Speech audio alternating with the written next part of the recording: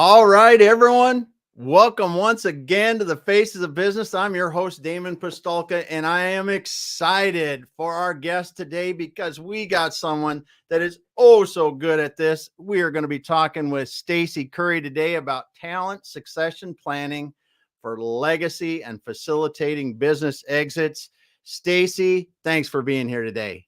Oh, my pleasure. So nice to share time and space with you and your audience. Thank you. It's going to be great. It's going to be great. I'm excited for this.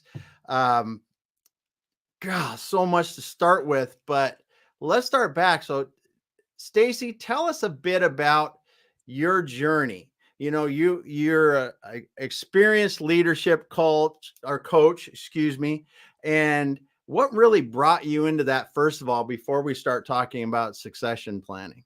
Oh, well, okay. So I'll give you a little snippet. So my journey started with a hiring manager who brought me in and talk about talent succession, right? So she was promoted into a senior leadership position. And so she still would have been, she was my manager, right? But she got promoted. And so she was hiring for her position, right? And Mhm. leadership development. And I don't I talk about divine intervention by she extended a graceful invitation for me to join her and her team, and I got to learn from her, and it was in leadership development, and it was really, I would say, my first step into what learning and development knows as leadership development now, right? So I had been doing leadership development kind of quasi before that in nonprofit. And then when I applied for the job and she extended the invitation to come, it was just like game on. And Yeah. so one of the things, just real quick, one of the things that I quickly noticed in my time with her, and her name was Kathy Langloy, and I'll give her a big shout out because she was one of the most effective leaders I have ever had the privilege to partner with, to learn from. Phenomenal, right? And it was what I was experiencing were managers, participants going through leadership development and having conversations with me after the sessions, after the training sessions, saying, "Hey, I've got this issue.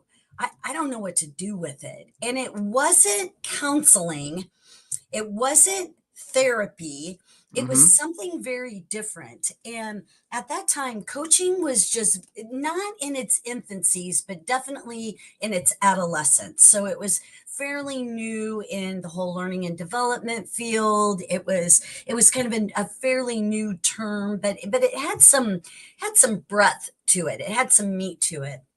And because of these requests for assistance, for guidance, that led me down the path of leadership development coaching. And actually it's really, you could call it whatever you want. Coaching is really about helping us to really dig deep into our potential and identify our own answers and to trust our own answers. And a coach just facilitates that exploratory discovery with you. And I've been a coach ever since. So I became a coach in 2013, and I've just kept on track. I've just kept up with my learnings, my certifications, and it's just such a it's a special niche. It's a special field that I think so many of us are blessed to be a part of. Yeah. So what do you say it's a special thing? What do you feel is you like the most about it? It's the connections, and you and I talked about it right before we started, right? It's the connections with people who are in a transition, whatever that transition is. And in leadership development, it usually is from individual contributor to now they've been tapped for management or supervision, or you are a manager but you've been tapped for, becoming a director or a C-suite member of the team. And it's the transitions between, ooh, this was my authority and my impact before, but now it looks a little different. and I don't know what that is, right? And I Mm-hmm. don't know how to navigate, I'll say politics, and I'm not using that as a negative connotation by any means, but Mm-hmm. it's a new landscape. It's different kind of conversations. It's a different kind of mindset. It's strategic thinking. And it's like, oh, I was a doer before, but now they're asking me to think at a strategic level and for the betterment of our company. And I'm not quite sure I know how to do that. And then, oh, by the way, I've got these two team members that are, creating a lot of tension, and I don't know what to do with it, right? And they do know what to do with it. They just don't trust themselves, right? To really bring that out within them. And then if they try it and it's wonky, we go back. It's like the dip, right? Like when Yeah. we throw something and we get into that dip and it doesn't work, we're like, retreat. Let's go back to our conditioned habits and behaviors. And those served us well up to this point, but it's not going to help us get to what is being asked of us, right? Yeah. Yeah. You said it well. They're connecting with people in transition. And in that transition, you just mentioned again what worked before, or the techniques, the things you used before are probably not going to work in your new role, or not as effectively.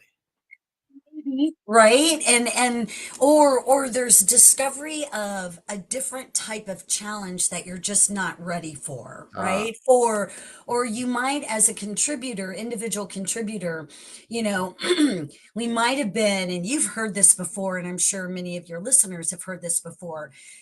You get promoted because you are a high performer, yeah. right? And it's great because you're a doer, you know how to get it done. Now with leadership, ooh, wait a minute, we have people, we can get work done through people. I don't know how to do that because I've always been the one to get it done.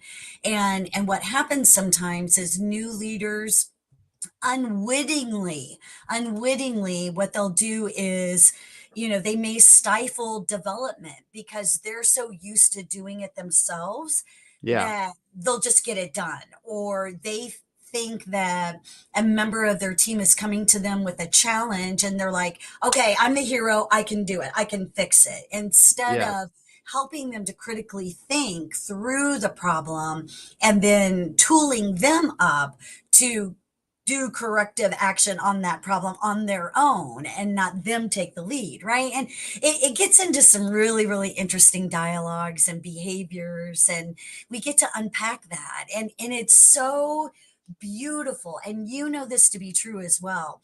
When you can see the moment where they're like, oh my gosh, I totally get the connection. I totally see that I'm enabling my team to constantly come to me with problems because I've solved every problem. And now I'm feeling frustrated because I have to solve all these problems.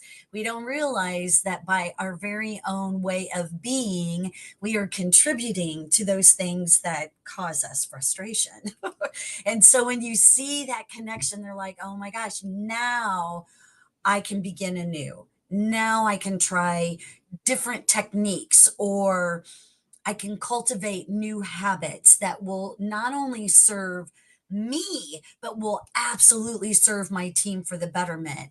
And that's what we're here to talk about today, is that whole talent succession and building people up for the betterment of the greater good. And I can't say that enough. So if I repeat myself in that saying several times, it's because I truly do believe that it's we're helping people holistically and developing them to, yes, for the betterment of the company, but also for the betterment of them, so they Yes. have economic mobility, that they Hmm. can they can go, they can stretch, they can do things that they absolutely are capable of doing it. But sometimes I think you just have to ask and develop them, right? And then you're like, oh my gosh, now I develop other people, this is a beautiful thing, right?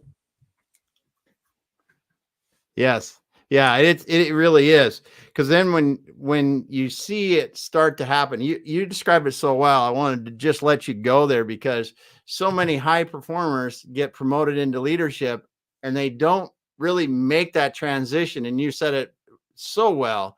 They continue just solving everyone's problems when they really need to be helping people figure out how to solve those problems on their own rather than solving the problems for them, and then cultivating, as you said, the new habits that allow them to be better at staying out ahead of their team and really helping their team grow.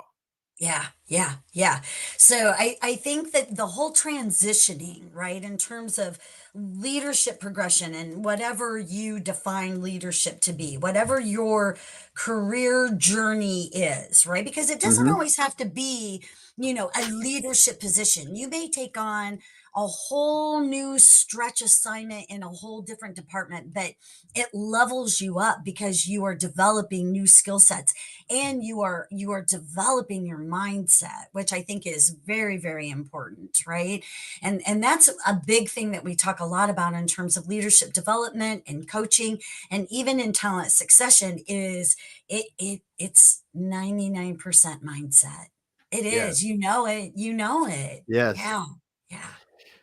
So now you started moving into this subject, and I love this because when we are in these situations where we really need to be working on our talent succession planning, what are some of the common things that you see people missing as I mean, because we're sitting here today. So first of all, let's back up a little bit because you work with IMEC Illinois. You are the Manufacturing Ascension Partnership, part of the Manufacturing Ascension Partnership for the state of Illinois. You're helping manufacturers do this. And I wanted to make that clear because I think manufacturers overall have a significant challenge that they've been dealing with for a long time, and it's only getting worse because we're not getting any younger. And this is talent succession planning because there's very few people I know, and I'll ask you this, that and then you can go into it, but very few manufacturing companies I step foot in anymore where you've got enough young people in there.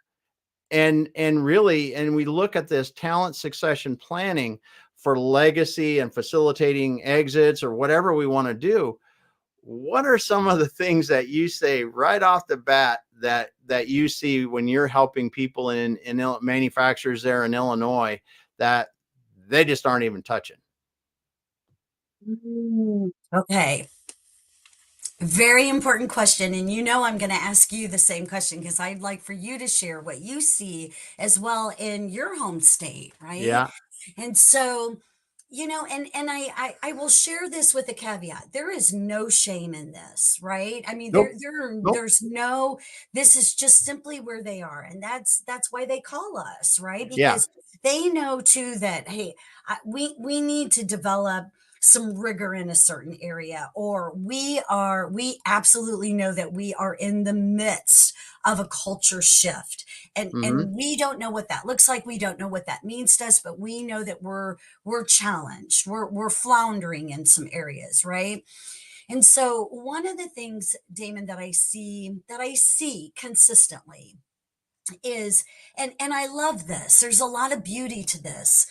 A lot of our manufacturers within our state are family owned, right? Or they Hmm. have that grassroots, right, upbringing, and the legacy is so rich, and their Yes. story is amazing. I mean, when Yes. you sit across from somebody, a business owner, especially manufacturing, sharing their story, you're just literally, you're blown away. You're in awe. And so many times I have to, kind of pick up my jaw because I'm just in awe of Hmm. the resiliency, right, that has brought them to where they are. And it's a prosperous company, and it's vital in the community. That is a beauty. And then the flip of the coin on the other side is, you let me know if you're seeing this too. The workforce that is blooming today, they want to know where you're going. Mm-hmm. They want to know where you're going. Great story, but where are you going? Where are you going? And how are you serving the community? And what are you giving back socially? And what are you doing to, and I'm going to put it out there. What are you doing that is contributing to the betterment of our environment? Mm-hmm. And all of this. I mean, they want to see some, I think, right now, maybe we have this conversation a year from now and I might think differently, but what I'm observing, what I'm witnessing, the workforce coming in, they want to be a part of the future. And so many times when I walk into the lobby of any of our manufacturing clients, you'll absolutely see their archive, their legacy archive. But what is missing is, and here's where we're going. And we want you to be a part of that team. And here's how you can make a difference, right? And that's Mm-hmm. what they want. They want that connection to, this piece that I make. I want to know how it serves our customer. Where does it go? How does it help them improve their life, right? And what new technology are we on the cutting edge of? And Mm-hmm. right there, I will tell you, we got a workforce that's savvy, and we have some manufacturers that they know it's important, that they're getting there. But I don't know. I will say this, but I please, again, I say no shame. I don't know if it's fast enough, right? Yeah. I don't know. I don't know if we are in front of the change to lead the change, or if we're behind the change and the change is leading us. Because there's a big distinction there, right? We need to get Yes. in front of that, and we need to really see. And you know what? Here's another thing I will say is COVID's done. We're done. That Yes. we're several years, right? We're several Yes. years beyond that. We can no longer use COVID as I hasten to say excuse, but we can't just say, well, COVID. Okay, it happened. It was incredibly disruptive across our planet, Yeah. right? Yeah. We endured. Yes, We we did. endured. We did it, right? And here we are. And now I think we need to be very future focused. Yeah. And that happened. It happened. And I do not want to minimize the gravity of it at all, because it really impacted millions of people in big ways. So I don't Yes, want we to, did. I don't want to minimize that. Yeah. But I do think we need to start really thinking about, instead of that workforce, they don't want to work, or they're not loyal, they're not we no, they do want to work, but they want to work for something that is going places, going Yeah. somewhere. And that's the story that I think so many of our clients, of the business owners, that's what I help them to start sharing. Like, if you really want to get talent in the door, you got to share your story, not what happened 100 years ago. That, Mm-hmm. right? They're going to be Yes. like, okay, that's nice. What Yes. about what about today? Where are we going today? Mm-hmm. Because they want to know what they're a part of, Yeah. what they're going to be Yeah. doing, how they're going to make the world different, even How if it's they just their little slice of world. What are you seeing? Are you seeing something similar or something It, completely different? and no, it's the same. I think it's the same just about everywhere. Manufacturing is just one of the cases where it happens. But I look in things like CPA firms. I look in legal law firms. I look, even it doesn't matter. Look at any home services kind of businesses.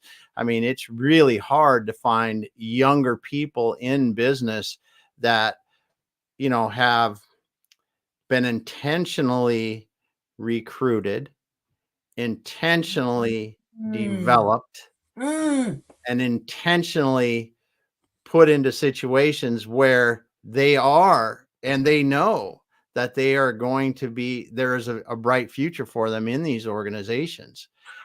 And, I think you see it firsthand in manufacturing because it's, it's easy in I should say it's easier in manufacturing in some respects, because if I'm a manufacturer and I have, say, 100 clients, and each client gives me $100,000 a year in sales, that's $10 million. It's a nice business. That's a big business in most realms. And that makes it much different than if I'm running an HVAC business. Then my average customer is going to spend about maybe $10,000 with me a year, or $5,000 with me a year. And I want to have a $5 million business. I have to have a lot more customers. I have to have a lot more things going on. Yeah. I have to be, I mean, just all that, what that drives in an organization is so much different. Yeah. And the kind of people that you need everywhere, from in the field to in the office to in your sales and marketing, it's all different. And I really think that the people that have taken the time, and you said this, to first of all themselves know where the business is going and answer the questions that weren't really that relevant to my age group, was how are we making the world a better place? What are we, what you said it before, it's uh, how are we serving our community? I mean, I cannot remember ever Think in the about last decade going, hey, we're going to go, clean up the park, or we're going to go do some community service, that. unless you were doing it on your own time because you were part of another group that was doing it, right? Yeah. It's not like that was a big part of business. And many people are still living in that time. And Mhm. because you look at the leaders in manufacturing, a lot of them are older, and let's just be honest, they're older men. And it is a place where we've got to, as you said, get intentional about knowing what younger people want, and then building that first within ourselves so that we can accurately communicate, or effectively communicate that to them, so that when they walk through the door, they don't see what you talked about a moment ago is, yeah, it was nice 20 years ago, but what's tomorrow? They have to see, as you said, when they walk in the door, when they look at their website, when they look at their social media, and God willing, at least hopefully you got some social media. You have to project that future vision. Mm, mm. Absolutely, absolutely. And you actually said it. You said it's being very intentional with developing, with knowing where you're going. And I think that is absolutely one of the things that the workforce coming in is saying, how am I going to be developed? But okay, so if I start here, what's my path? What Mhm. are my opportunities? They may not say what's my career opportunities, but they may say what what are my opportunities? And there is that, how can I make more money? And we do hear that from business owners. They want, more money, more money. Well, okay, let's put it in perspective right now. I mean, as a nation, we're a lot of people are feeling the pulls of Yep. financial insecurities right now, right? And so I get it. I get that. And quite frankly, I mean, I'm part of the Gen Xer, and money's always been on my mind. Yeah. Yeah. It's always been, we need an exchange for the services, right? But Yeah. I get that. And so, but I do think that that's one piece of it, because when business owners are intentional with, like Kathy Langlois was, she was intentional with developing me. Right. She spent time with me. She introduced me to people. We had a mentorship program. I mean, it was just a very holistic approach to development. And, I just came across this, and I'm bringing it up, but I can't speak in depth about it. But you said, intentionally develop early on.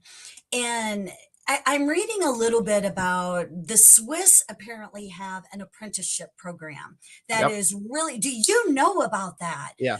I am fascinated by that because what they're doing is they're starting them young, Yeah. younger, Yeah. younger, not waiting until high school, but really getting them in and curious. They're developing that curiosity and they're developing great relationships with communities, colleges, all kinds of business owners and getting them really rallying them around this idea of apprenticeship early. And I think if we can get in there earlier and pique that curiosity, it's like our STEM programs, I'm sure, but I think that they are being very intentional with it. And I think that it is quite vast. I don't think Yes. it's just in this little area. I think it's even woven into their educational system there. Mm-hmm. And I am just like, oh my gosh, Mm-hmm. wow, let's do that. Yes. But Yes.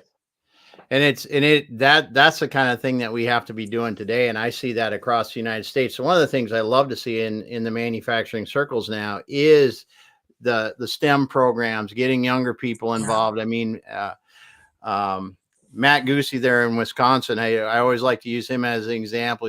His father's started the machine shop that he runs today. It's a long, I don't know, they've been in business 50 years or some darn thing like that. But they went to the extent of they actually built a I don't know, separate company or something with the high schools there so that kids that are interested in machining can run machines, do work, do that as an apprenticeship program for that. Well, yes, that intentional work for him, and I probably off on this some, but his average age of employees was right either side of 30 years old. yeah, yeah, And think about how big a deal that is because yes, you when you are doing this effectively, and if we could do this effectively across the United States, this would be a mm, huge thing. Because I've always thought about this, and this not always thought about this, but it was brought to my attention by Jeffrey Graham, a guy I used to work with a lot. Um, he said, Gen Xers and baby boomers, they thought that what they were doing was not good enough for their kids because their parents wanted them to do better and do that. So Gen Xers and baby boomers encourage their kids to go off to school and do something yes, else. But what they didn't realize is they really had a pretty good thing going in what they were doing in yeah, many cases. So we've got these businesses out here and look at how many people have had every kind of walk of life person in manufacturing can have a wonderful career. No education, tons of education, computers, HR, you can be finance, I mean, there's so much leadership training, it's educational stuff. There's just so many different places you can fit in manufacturing. Well, we have a whole generation that grew up telling their kids, no, go to college and do something else. don't do it. Don't do it. Yeah, Yeah, you don't don't you do it. don't want Don't my do it. job. You don't want my Yeah, job. Just yeah. go. Yeah, It, yeah, and I don't care if you are the person that's the welder on the line, if you're a leader, if you're whatever in those businesses, they were all saying the same thing. yeah, And that was wrong because look at how many kids yeah, grew up, went through school. My son, 25 years old, bunch of his friends tried to go to college, didn't work out for him.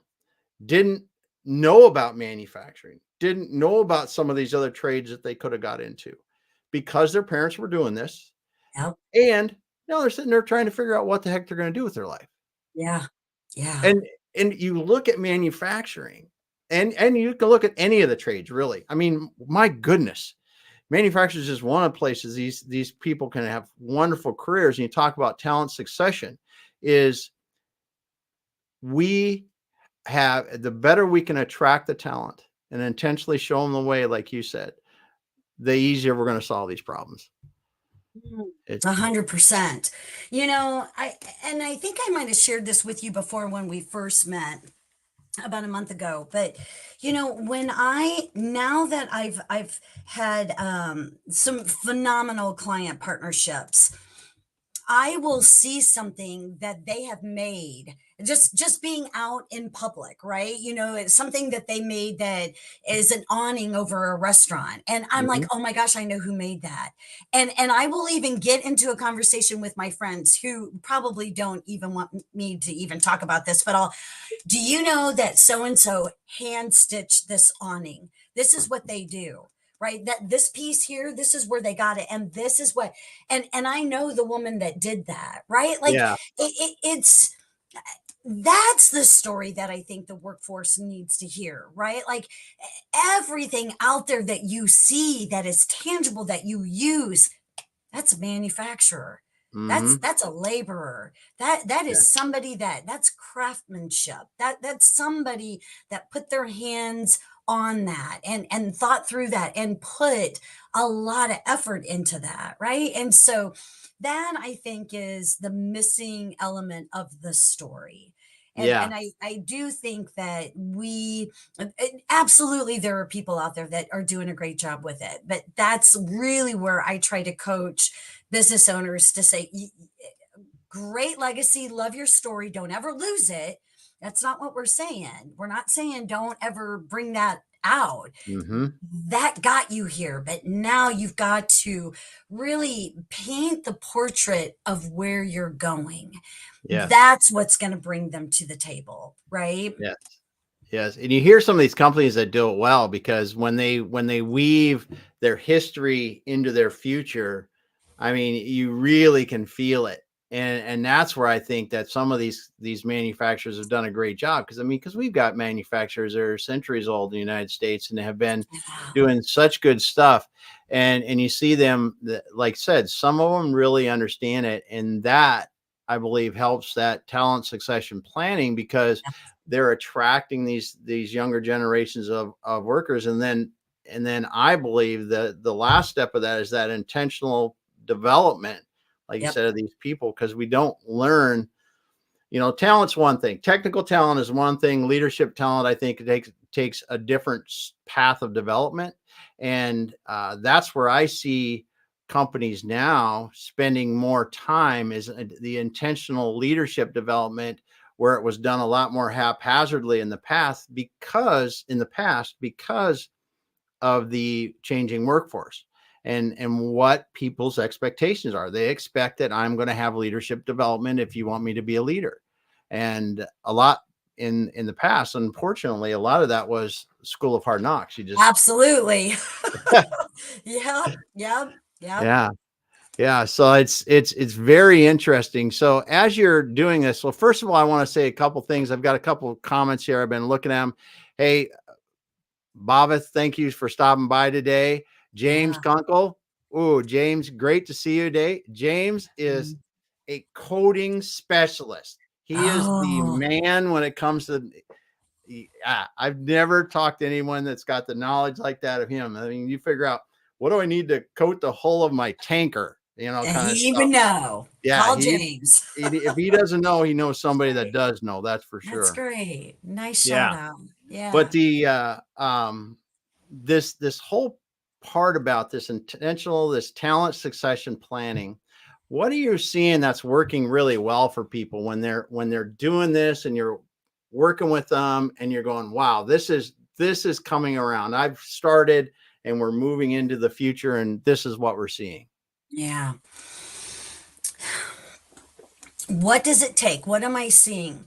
The the one thing that is consistent between those that pursue talent succession and those who want it but it doesn't get executed on completely is the leadership team absolutely values and knows what it's like to be a learning organization. Ooh, Mhm. good one. Good one.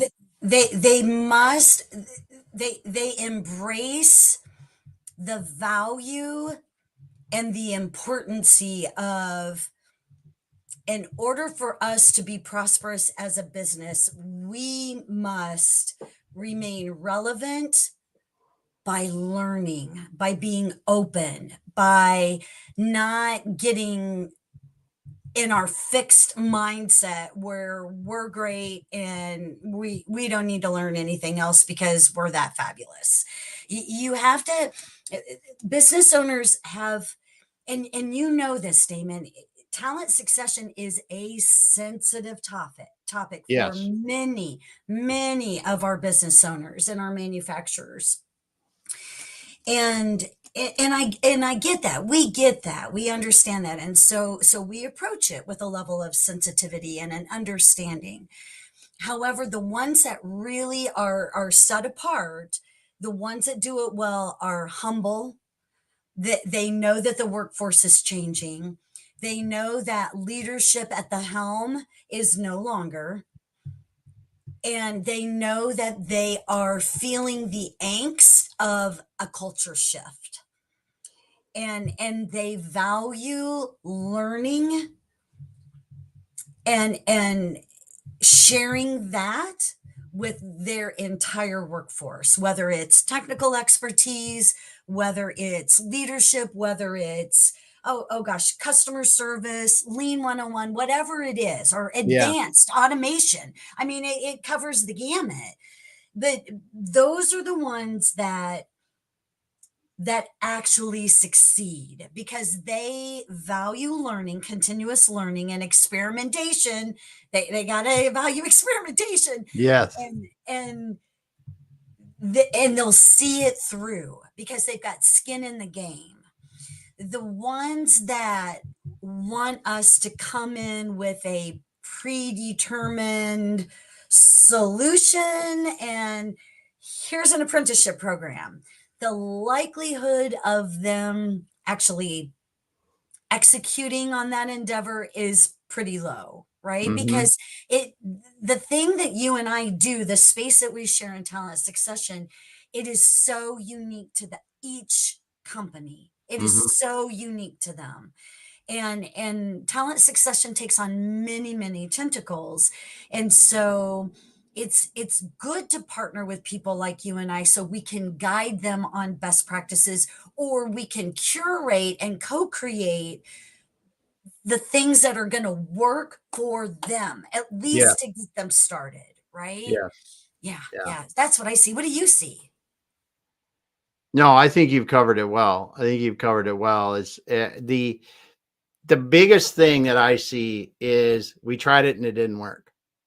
And Yes, people, I mean, yes, come on. How many times did you fall down trying to ride a bike? yeah, yeah, I yeah. mean, we forget this. And this is something I talk about a lot. We always forget how hard it is to get really good at anything, right? If you're, it doesn't matter if you're a machinist trying to machine something. It doesn't matter if you're trying to ride a bike, do whatever, play chess. It takes a while. You're going to get beat. You're going to make mistakes. You're going to do that. And we have to remember that. I think, as you said in this, you have to be humble and value experimentation and know you're learning, because this is not easy. Just put it right out there. It's not easy. It is generational gaps, trying to cross generational gaps. It's trying to cross gender gaps. It's trying to cross cultural gaps. There's all these things that you have to do. And it's not a one, as you said, and I think you said it so well. It's not a one size fits all. And like you said, a lot of people in business want you to come in and hey, give me your system and I'll take it and it'll go from there. And we'll go from there and we'll be fine. And there's not a system. There is it. And by the way, Damon, as a CEO, I'm going to retire in at the end of the year, and we don't have any successor. Can you help me with that? Right? Yeah. And it's Yeah. like, oh my gosh, no. This needed to be a conversation 3 years ago, right? Yeah. I mean, so it's the timing of it. You're so right. There's so many different dynamics that go into it, and that's why I think it's so important if if you are thinking about talent succession, reach out and talk to somebody now, Yeah. because if you wait, you're going to be behind the change, and that change is going to demand you to do something that you may or may not be ready to do yet, right? Yeah. So get in front of that and take the lead of it. Yeah. You said it well. And if there's anything anyone learns from listening today, start yesterday, because Yes. you're probably late already. Yeah. You got to think about this, right? You made a great example there of a CEO that wants to retire. And if we're sitting here today, it's the middle of 2024, just barely past the middle of 2024, right? We're in August. If I'm saying this about 2025, I'm too late.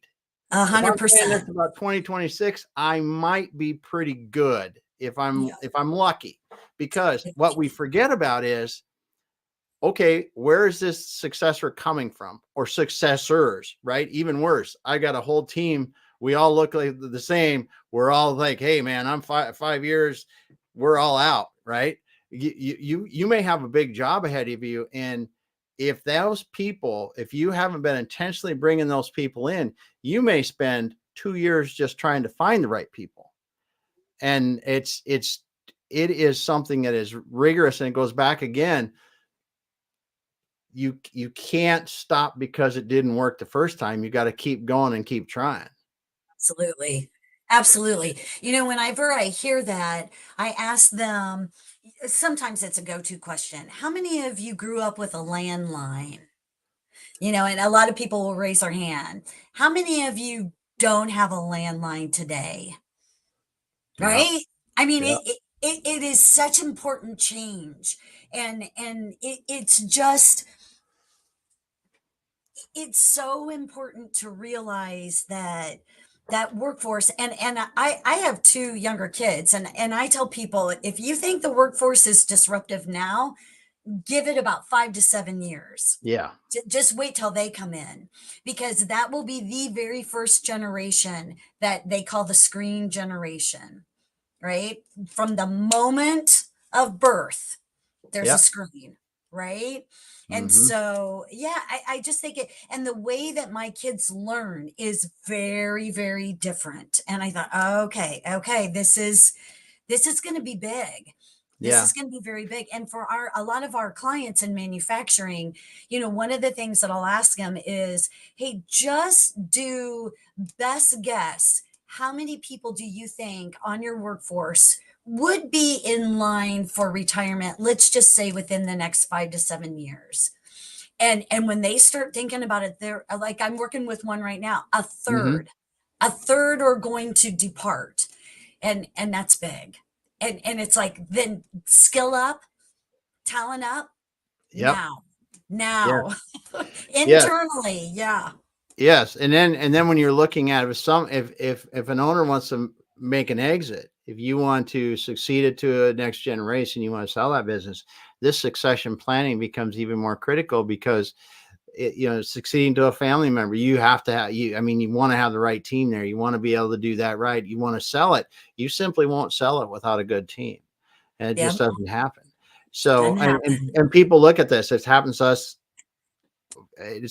over the years for sure. People come in and they start looking at the team. They go, okay, everybody, you've got a bunch of people that are going to retire over the next 5 years, like you said. And that means I get to deal with that as the buyer.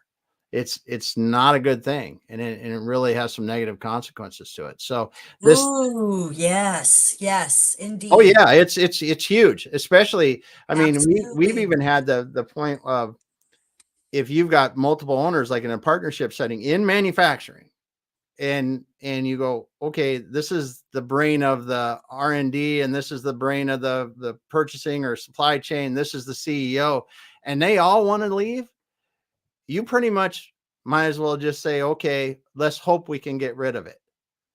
Because it doesn't matter if you got $20 million in revenue or not, because what happens is, if you're big enough that an investment buyer is going to look at you, they're going to say, it's too risky. They'll either walk away, or they'll give you such a ridiculously low offer that's adjusted for that risk that you will never sell it anyway. So you've Yes. just put a chain on yourself to that business. Yes, you did. And Yeah. if you're at a smaller business, people look at it just like I said, they're going to say, listen, I can't deal with a third of my workforce retiring over the next 3 to 5 years. We know it's hard to find people, and I'm not willing to take that risk. So they'll move on and go down to the next business and try to find that. It is this succession planning for legacy. First of all, is something I think that, I mean, you work so hard at your business, you need to take this on as hard as you did growing your business, and then you can facilitate the exits if you do it right. Yes, you did. Yes. Yeah. Yes. Yeah. Yeah. Stacey, it has been awesome talking with you today. I enjoy you very much, Damon. Thank you so much. Let's keep this relationship going. I would love to We learn more from you and hear about your progress and the things that you're seeing out there. But yeah, thank you. Thank you so much for having me on. I love talking about talent succession. Love it. Yes, yes. Thank you.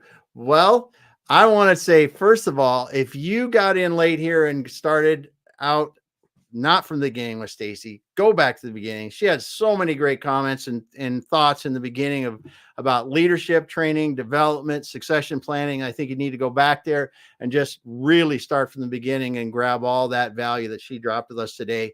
And I also want to thank James and Babeth for being here today. Thanks for dropping the comments. Thanks for being there. On all you people that are listening but not commenting today, thank you. I can see we've got people on X, we got people on YouTube and other places. Thank you so much for being here today. Stacey, hang out with us a moment offline. We'll finish up. We will be back again. Oh, first of all, though, Stacey, where can people, if I'm a manufacturer in Illinois, how can I get a hold of you? Oh, contact IMEC. So the Illinois Manufacturing Excellence Center. Um, Absolutely. We have an incredible, incredible team at IMEC. Yes, you do. And yes, we do. And so we would be able to talk with you, get you resources. And just like you, Damon, I mean, I am a big advocate of people mentored me to get me to where I am in talent succession. I am so open to sharing tools and to get you anything to get you started, to get you thinking. So, yes, if you are interested in a tool or you want to read about it or you want to get an idea or a tip, we'll get it to you because I really believe in setting everybody up for success. This is a big endeavor, but we got you. We got your back. We are here to support you. Awesome. Awesome. Well, Stacey, thanks so much. And like we said, if you want to talk to Stacey and some of the other great people at IMEC Illinois, just check them out online. You can find them on LinkedIn. You can find Yes. them on the web, Yes. but find them, reach out. They will help you find the resources you need. Thanks, everyone. We're going to shut down for now. Stacey, hang out. We'll finish up offline. Thank you.